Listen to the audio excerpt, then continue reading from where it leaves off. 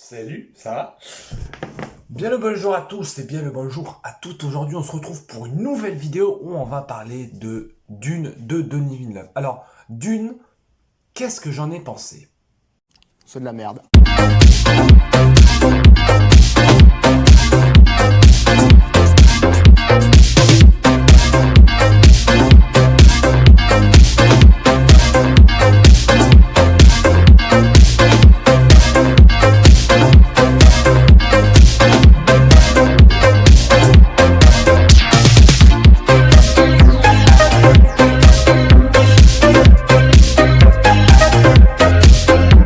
Non, trêve de plaisanterie.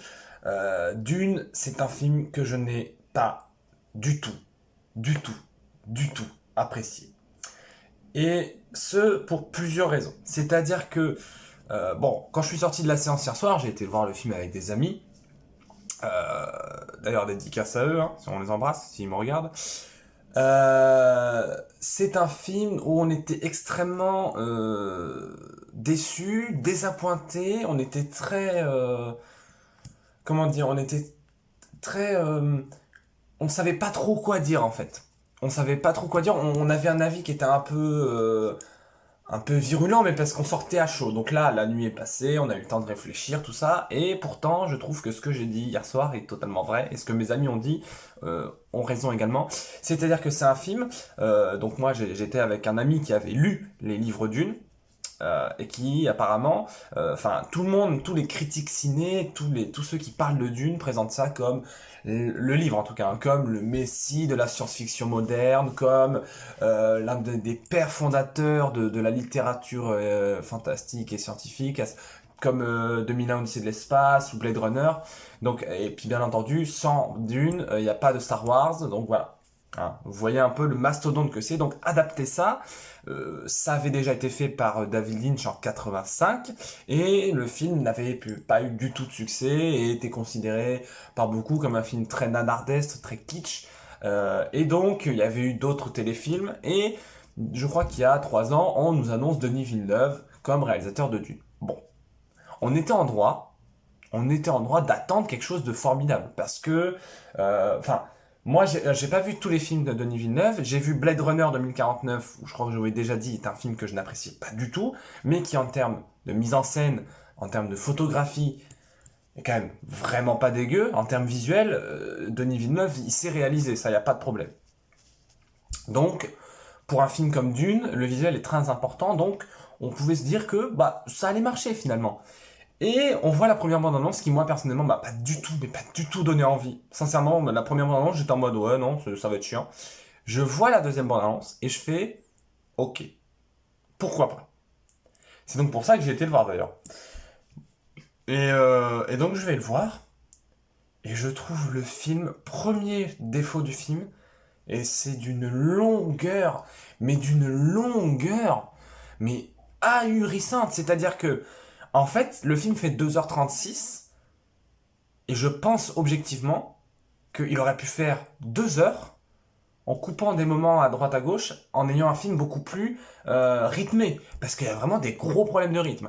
Je trouve que les 3 premiers quarts d'heure du film sont vraiment pas dégueux. Vraiment les 3 premiers quarts d'heure, avec la présentation de qui est qui, la présentation de c'est quoi les pistes, les enjeux, les personnages, la relation entre les personnages, même en termes de mise en scène, c'est pas dégueu. Les 45 premières minutes sont vraiment pas mal. Ça, pour le coup, je tiens à le dire. Et après, à partir du moment où donc les Atreides, à savoir les gentils de l'histoire, arrivent sur Arrakis, donc la planète Dune, planète où il y a l'épice, le film s'endort. Le film s'endort, c'est un mélange de blabla infini, un mélange de scènes d'action molles. Je suis désolé, mais moi, alors j'ai vu Blade Runner donc de Denis Villeneuve, où pareil, les scènes d'action étaient un vrai problème. C'est-à-dire que Blade Runner, c'est l'un des seuls réalisateurs qui arrive à faire des scènes d'action molles.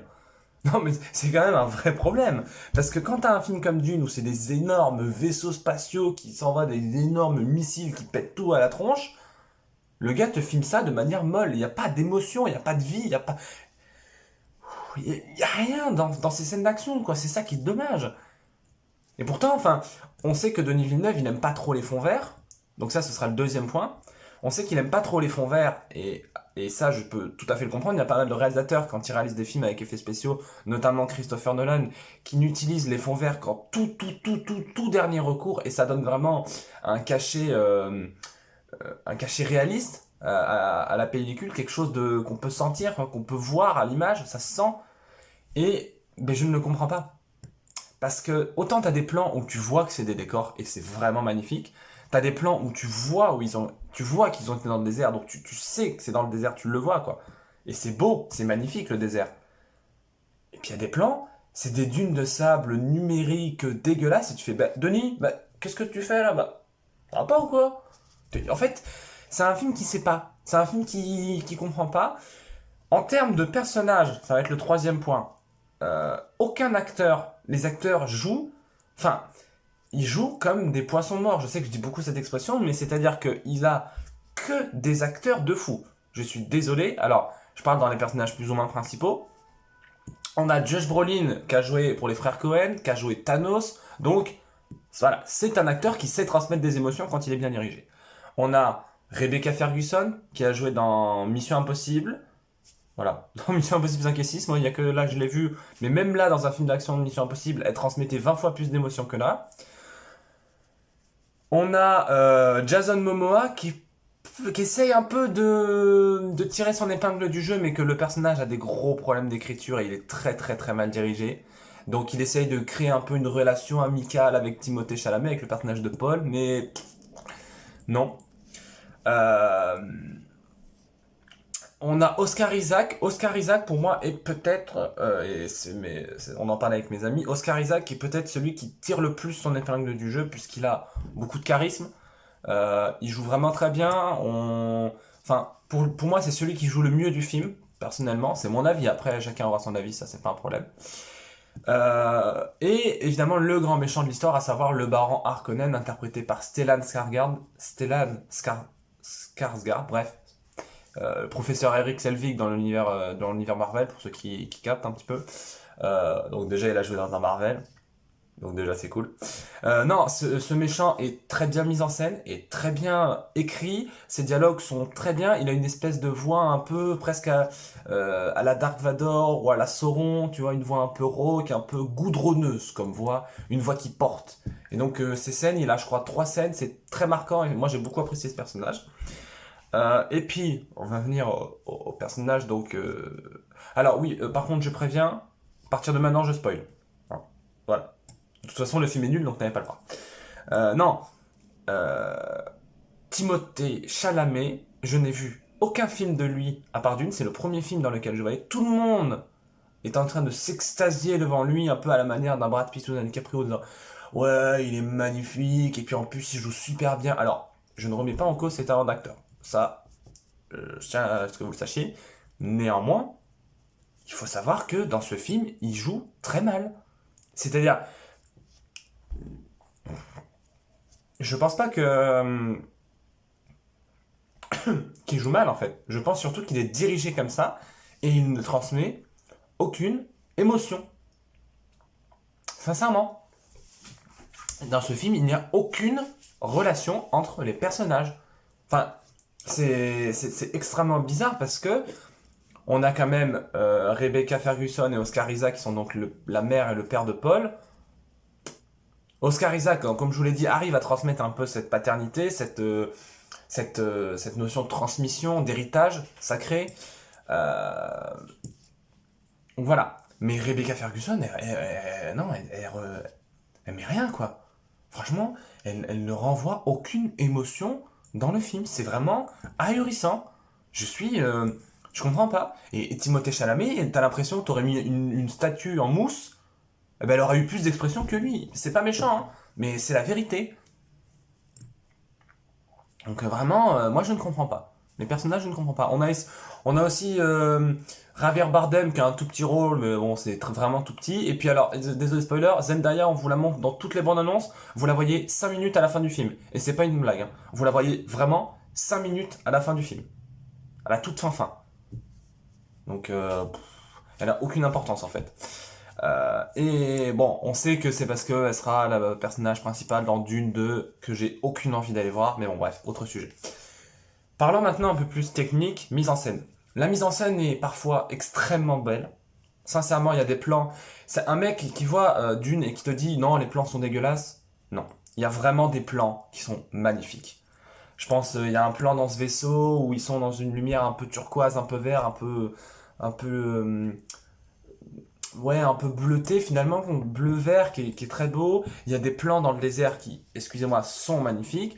Non, le problème c'est qu'en fait t'as des plans qui sont incroyables et t'as des plans qui sont faits par effets spéciaux qui sont dégueulasses. T'as des effets dans la pénombre où tu comprends absolument pas pourquoi le réalisateur a mis ça.